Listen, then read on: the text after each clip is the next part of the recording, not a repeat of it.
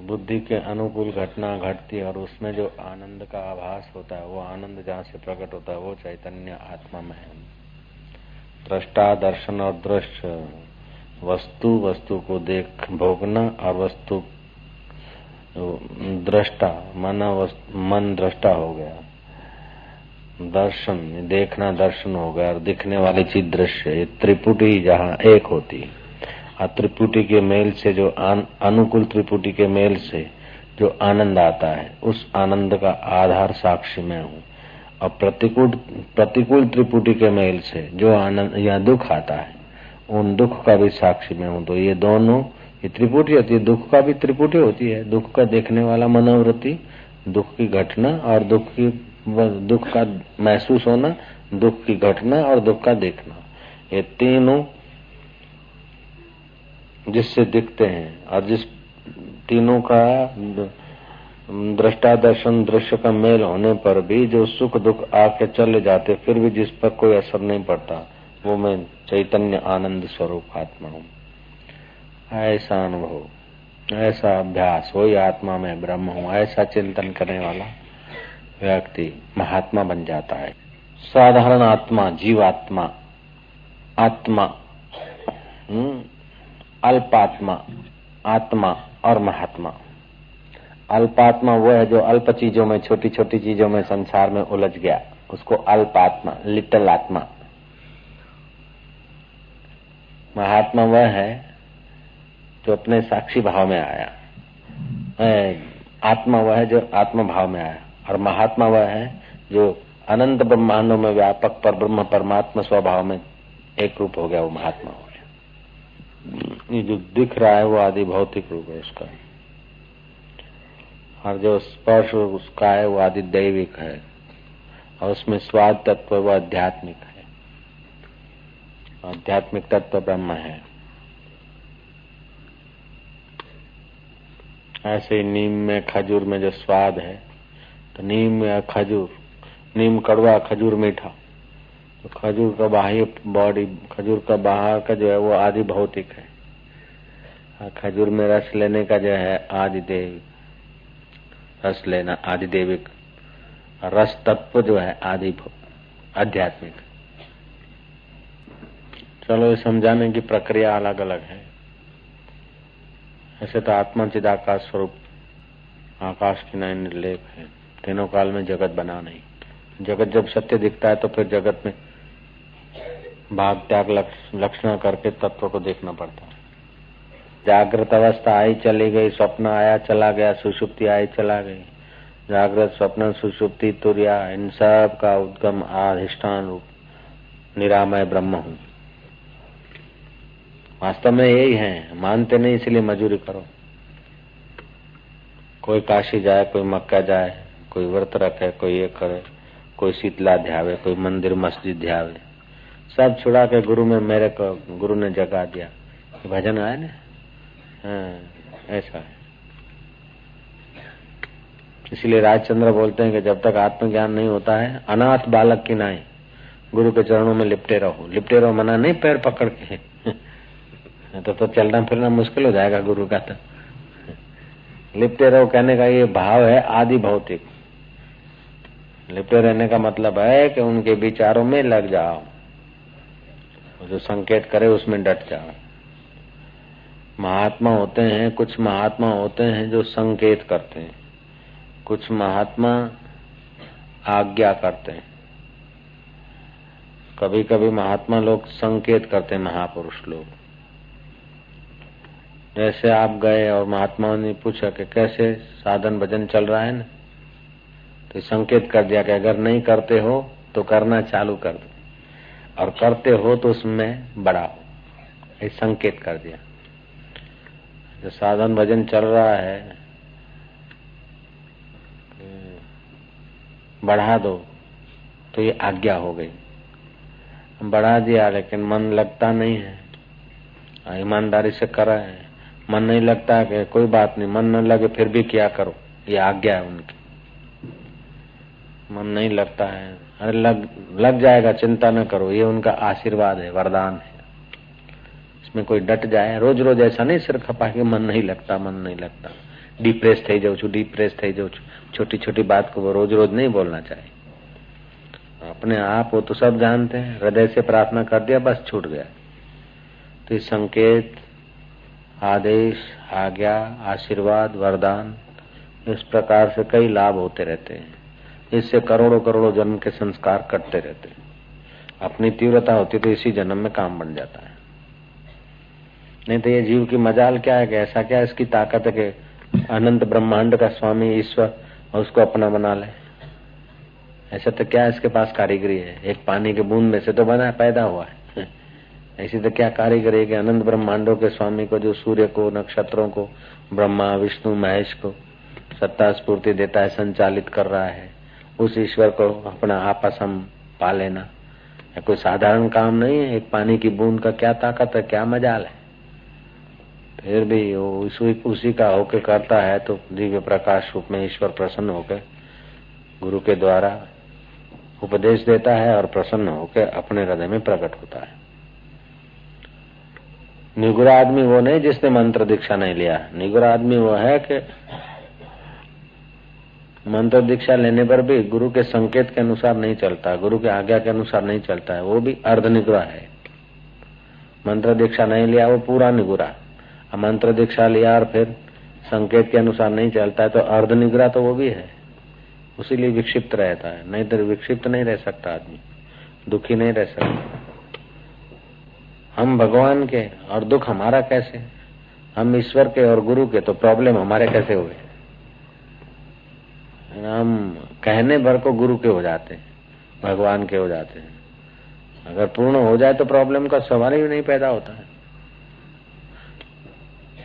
बच्चा माँ का हो जाता है तो क्या उसको प्रॉब्लम, क्या टेंशन रहता है उसको, अपने आप सब होने लगता है, निश्चिंत हो जाता है वो।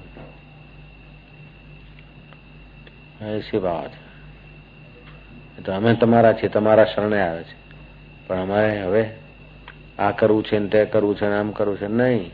हमारे मन में ये विचार आता है आप सम्मति दें, आपकी जो आज्ञा हो, आदमी फट फट ठीक हो जाएगा। अपने विचारों का आग्रह, अपने संसार की सत्यता है ना, वो आदमी को आत्मा में नहीं ठहरने देती। संसार सच्चा लगता है, मूर्खों को संसार सच्चा लगता है, जो है मिथ्या, हर रोज बदल रहा है, हर क्षण बदल रहा है, मूर्खों को सच्चा लग रहा है। हम मिथ्या संसार को सच्चा मानते तो समाधान होता नहीं, समाधान होता नहीं तो शांति मिलती नहीं। जो क्षण क्षण में बदल रहा है, बचपन बदल गया, संसार बोले छूटता नहीं, छूटता नहीं क्या, संसार टिकता नहीं। संसार को छोड़ने के लिए मेहनत थोड़ी करना पड़ता है। दिवाली का दिन छोड़ दिया, छूट गया कि छोड़ना पड़ा। बेस्ता वर्ष छूट गया, बचपन छूट गया, भमेड़े छूट गए, छोड़ने क्या पड़े, छूट गया। बचपन के दोस्त छूट गए, बचपन का दुख सुख बीमारी सब छूट गया। संसार तो छूट रहा है, रोज छूट रहा है। संसार छूटता नहीं ऐसी बात नहीं, संसार तो छूट रहा है।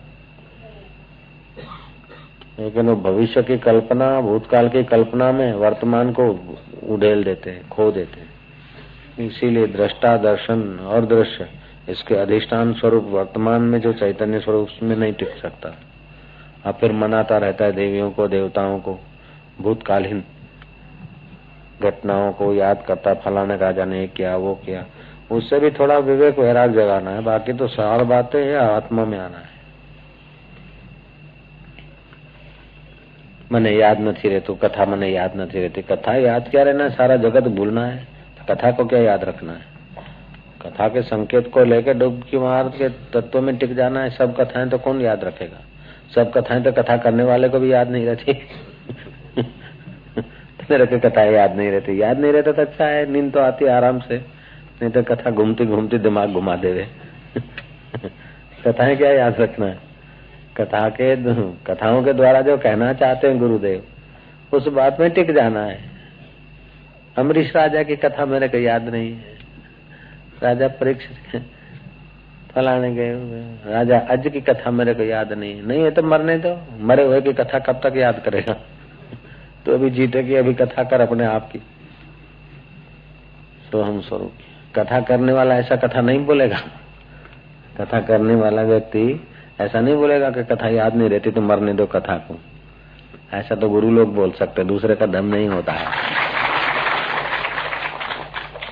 बात समझ में आ गई? धर्म का स्थापना करने वाला बोलता है सब धर्मों को छोड़ दो, एक कृष्ण है जगत का गुरु, वंदे कृष्णम जगत गुरु, यदा यदा ही धर्मस्य बोलते जब जब धर्म की हानि होती है, अधर्म बढ़ जाता है, तो मैं धर्म की स्थापना करने को आ जाता हूँ। और फिर वही कृष्ण कहते गीता में अर्जुन को सर्वधर्मान परित्यज्य, सब धर्मों को छोड़ दे, मामेकम शरणम व्रज, मेरी शरण आ जा, निश्चिंत होना है तो या तो कर ही लो, या तो पछी मान ही लो, या तो चल के पहुंच जा, या तो गाड़ी में बैठ जा या तो चल के पहुंच जा, या तो गाड़ी में बैठ जा। जैसे खेत में अनेक गन्ने हैं लेकिन रस तत्व तो एक ही है, ऐसे अनेक मूर्तियों में, अनेक चल अचल मूर्तियों में सत्ता ब्रह्म की एक की है। जहाँ पत्थर रूप में या पौधे रूप में है वहाँ सुषुप्त है, प्रगाढ़ घन सुषुप्ति पत्थर चट्टानों में। ये पेड़ पौधे और जीव जंतुओं में क्षीण सुषुप्ति। मनुष्य लोग स्वप्न देख रहे हैं, इसको सच्चे को सच्चा स्वप्न के वक्त स्वप्न नहीं दिखता है, ज्ञानी जग जाता है। जैसे स्वप्ने से जगा हुआ आदमी स्वप्ने की बातों को लेकर नहीं जगता है, स्वप्ने की बातों को छोड़कर जगता है। स्वप्ने के बनाव लेकर नहीं जगता है, स्वप्ने के बनाव छोड़कर जगता है। ऐसे ही जागृत के बनावों की सत्यता छोड़कर आत्मा में जगना होता है। अपने जागृत की बातें पकड़ के फिर आत्मा को ढूंढना चाहते थे, ये मिलता है। दुख आवતું હોય કાલ तो આજે आओ, જોઈએ કેવું છે। रामतीर्थ बोलते कि भगवान भूल गए, हमारे को मुसीबत भेजना, हमने कहा रोज नया मुसीबत भेजो, ये तो बासी मुसीबत है, और भेजो नया प्रॉब्लम, ताजा मुसीबत चाहिए, हम बासी मुसीबत हमसे हम नहीं राजी होते, नया मुसीबत लाओ। रामतीर्थ ऐसा बोलते थे। बड़ा दिमाग, बड़ा मगज, बड़ी समझ, मुसीबतों से टक्कर लेना, खेलना उनको मजा आता था। प्रॉब्लम के बीच वीर भोग्या वसुंधरा, ये पृथ्वी वीरों को भोगने के लिए, कायरों के लिए थोड़े। मन में वीरता लानी चाहिए। जितना निर्भीक होगा उतना दिमाग विकसित होगा। निर्भीक निश्चिंत, निर्भीक निश्चिंत होके क्या होगा? थई थईने શું થશે? आत्मा अनुसंधान करो, डर भय शोक चिंता घृणा दूर फेंक दो। निर्भय होने का मतलब नहीं कि 25 ही हो जावे। निर्भय થવાનો मतलब એ नहीं कि वैशाखी नंदन ની જેમ ગધેડાની જેમ चलो। नहीं, निर्भीक का मतलब जो निर्वासनिक होता जाएगा उतना निर्भीक होता जाएगा। हाँ, जो दूसरों का अपमान करके निर्भीक होता है वो निर्भयता नहीं है, वो तो उछलंकता है। जो दूसरों की सेवा करता जाएगा जितना विचारों से, तन से, मन से, उतना निर्भीक होता जाएगा। और जितना सेवा लेता जाएगा उतना अंदर से दुबला होता जाएगा। जितनी चाह होगी उतना दुबला होगा, जितना बेचाह होगा, लातमा होगा, उतना लापरवाह होगा। वो ब्रह्म भगवान उधर नहीं, वो मैं हूँ आत्मा, ऐसा चिंतन करो। ऐसा नहीं कि भगवान है, आएंगे मिलेंगे, इसी में हम रखड़ गए बहुत। ऊंधी समझण घुसेड़ दी संसार ने कि भगवान है, ऐसा कर करके हमारे को भी मजूरी करना पड़ा। अगर सीधी जो समझ मिल जाती ना बचपन में, उल्टी समझ नहीं घुसती तो 7 साल तो क्या 7 दिन भी काफी थे। फिर भगवान को ले लेके घूमते थे कि भगवान प्रकट होंगे। अब गुरुजी मिले ना तो वो हमारा गुरु भाई, गुरुजी ने संकेत किया तो हमारा भगवान चुरा के ले गया। हम तो रोज भगवान की सेवा करके फिर पानी पीते थे महादेव जी का। तो उदास हो गए तो बापू ने कहा क्या हुआ? तो शिष्य ने बोला कि बापू इसका भगवान चोरा गया। बोले जिसका भगवान चोरी हो सकता है उसका भगवान में दम भी क्या है? हमको तो और घुसना अंदर में थोड़ा खराब लगा कि बापू भी हमारे भगवान की मस्करी उड़ाते। अब हकीकत में तो बापू हमारा वास्तविक भगवान जगाना चाहते थे, लेकिन हमारी जो आदत थी ना, ये भगवान तो छुड़ाना था। फिर श्रद्धा के कारण हम सह गए।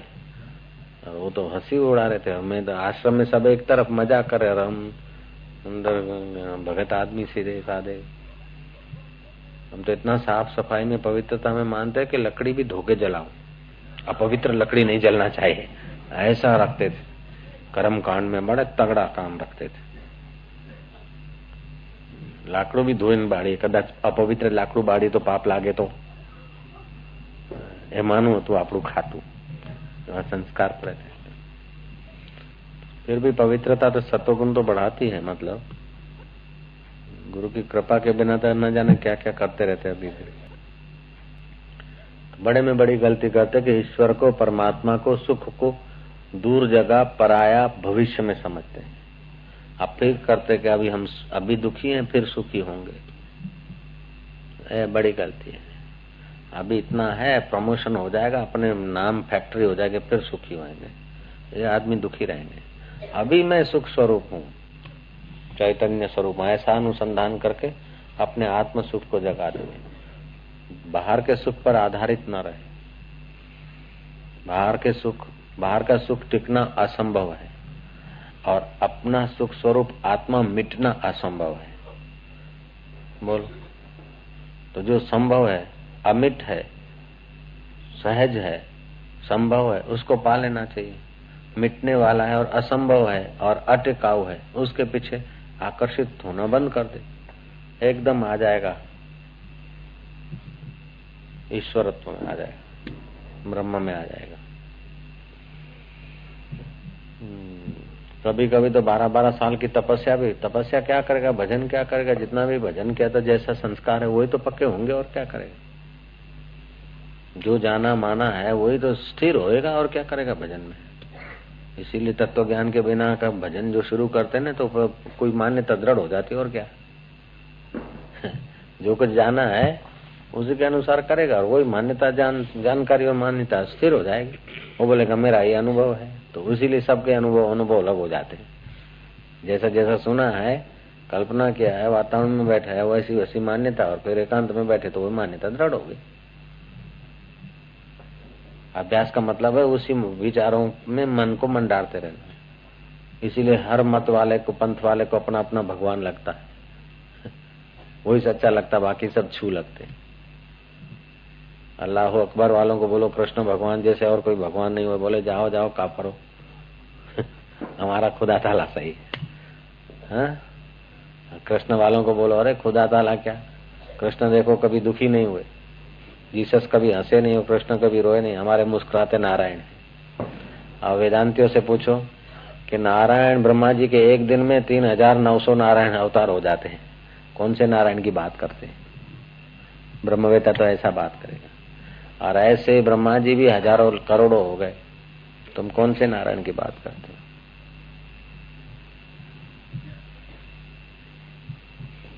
श्री कृष्ण के अवतार भी असंख्य हो गए, राम अवतार भी असंख्य हो गए, फिर भी जिसमें कुछ भी फर्क नहीं पड़ा, वो आत्मा पर, ब्रह्म परमात्मा साक्षी दृष्टा असंग निर्लेप नारायण।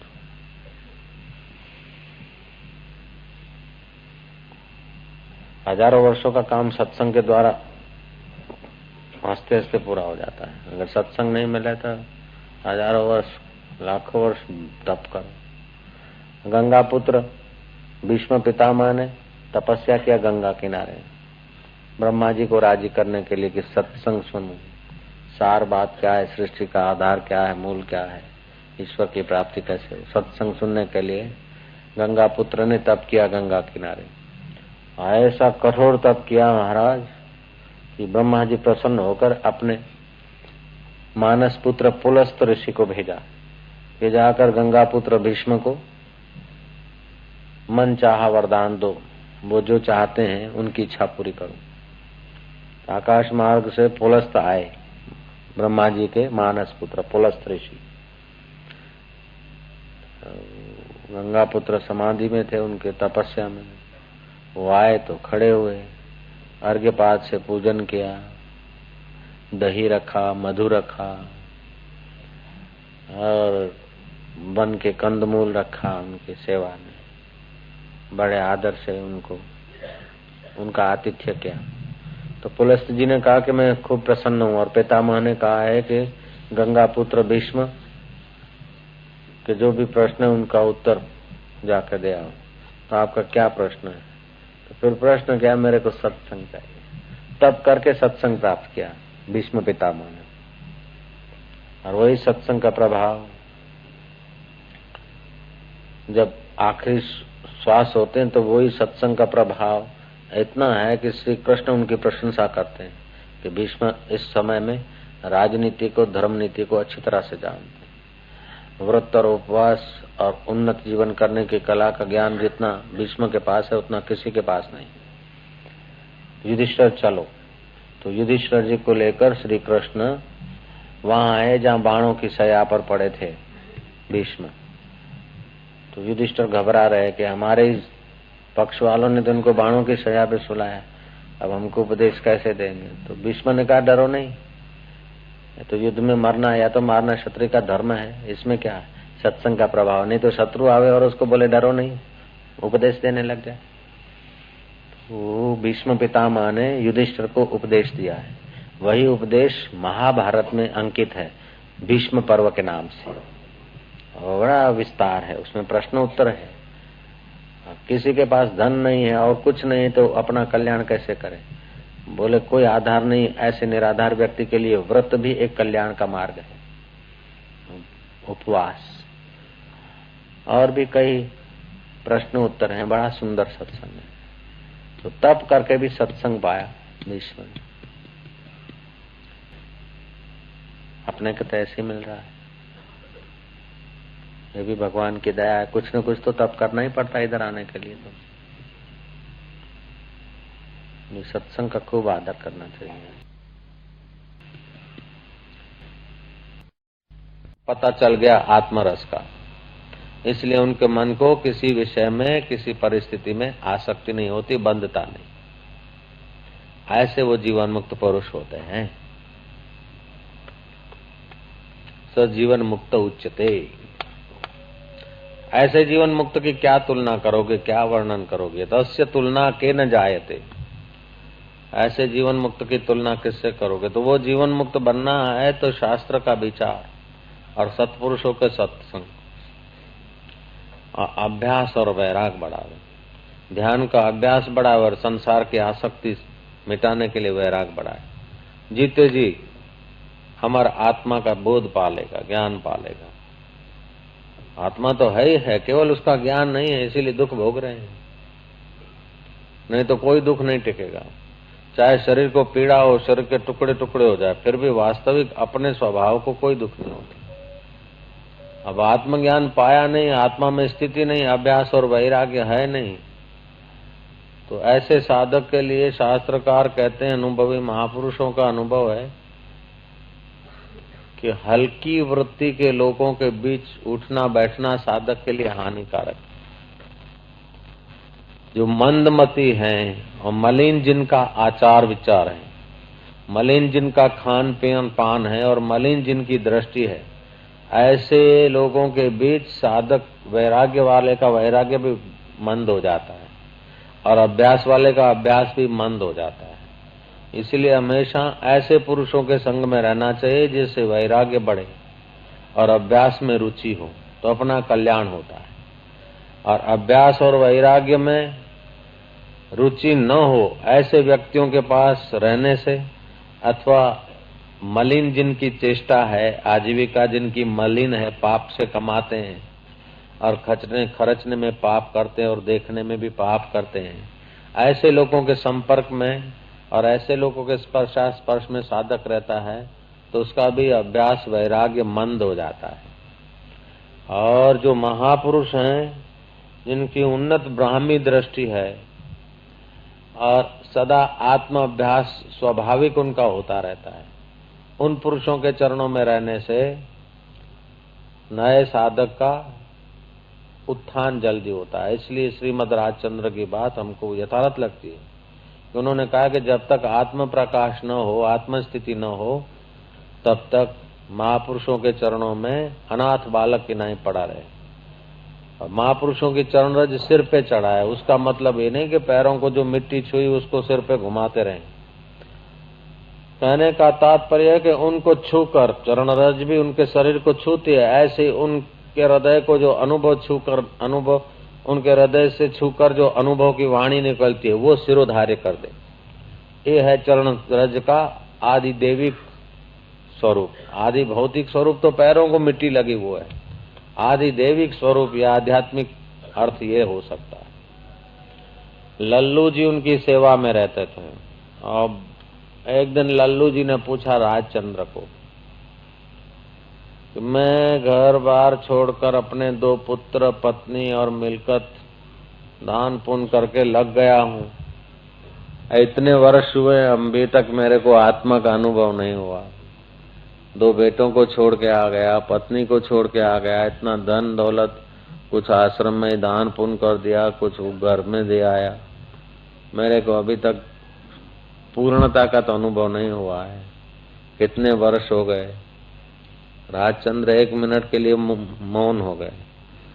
फिर कहा कि लल्लू जी, लोगों की नजर से तो तुम बड़े बुद्धिमान हो, लेकिन 2 बेटे छोड़कर और पत्नी छोड़कर, एक घर छोड़कर इधर कई घर वालों से कितना परिचय और कितना व्यर्थ की बातचीत करते हो, और कितना 2-4 व्यक्तियों का संबंध छोड़कर कितने व्यक्तियों से आसक्ति वाला संबंध करते हो। कैसे है एक घर की रोटी छोड़ के कितने घरों का, किसी के टिफिन का, किसी का क्या क्या लेते देते खाते। तो अब वृत्ति तुम्हारी अभ्यास वैराग में तो लगती नहीं। अभ्यास वैराग में लगेगी नहीं और मलिन चित्त वाले लोगों के साथ ज्यादा संपर्क में रहोगे तो फिर आत्मानुभव कैसे रहेगा। इसीलिए हमारे चरणों में रहने का मतलब है कि हमारे संकेत को मानकर उसमें डट जाओ। बुद्धिमान था लल्लू जी, तुरंत उसको अपनी गलती समझ में आई और लग गया अभ्यास वैराग में।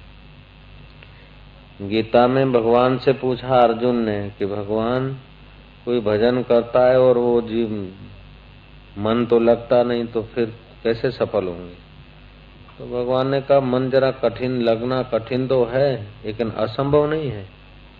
अभ्यास न तो कौन्तेय वैरागेण गृह्यते। अभ्यास है कौन्त्य, कौंत माना सूक्ष्म बुद्धि वाली कुंता के पुत्र। अभ्यास और वैराग्य से मन जरूर लग जाएगा।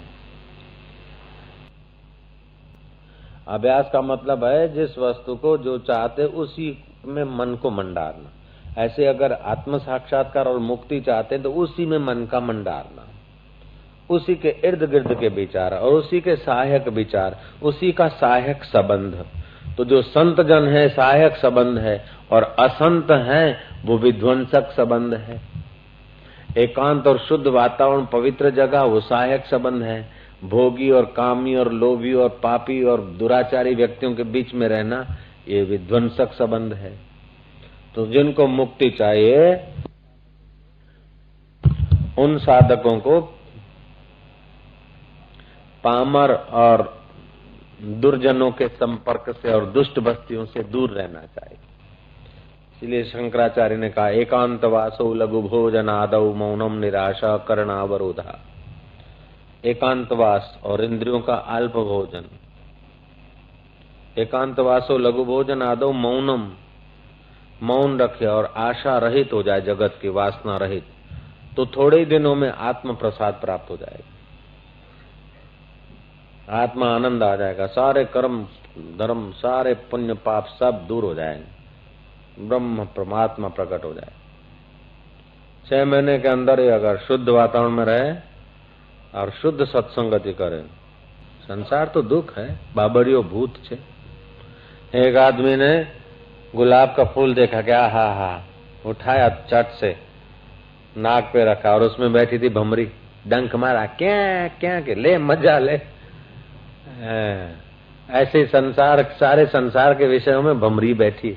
शादी किया मजा लेंगे और भमरी बैठी है, दुख पैदा कर देगी। सब फूलों में जैसे भमरी होती है ना, भमरी समझते ना, मधुमक्खी, ततैया बोलते, ततैया। मधुमक्खी की नहीं, ततिया बैठी थी, राम तीर्थ बोलते। ततिया ने मारा डंक तो उसका नाक सूज गया, चिल्ला रहा है। 1 सेकंड का तो गुलाब का सुगंधी का मजा लिया, और कई दिन वो टमेटा लेके नाक घूम रहा है। ऐसे ही संसार का सुख 2 मिनट 2-5 घड़ी का होता है, सारी जिंदगी का चिंता का टमेटा लेके हृदय में घूमता है प्रॉब्लम का। तो संसार के सारे सुख ऐसे हैं, दिखते तो बढ़िया हैं, फूल दिखता है खिला हुआ, लेकिन जो जल्दी से नाक पे लगाए तो ततैया काट लेती है। ऐसे संसार का कोई भी मजा लिया तो दुख रूपी ततैया काट लेती है। जिज्ञासु उससे सावधान रहता है। जो होश हिम्मत करते हैं, लग जाते अभ्यास वैराग में, वो पा लेते। मांगू मक्खन पेड़ियां सुंदर विषय पिछाऊं।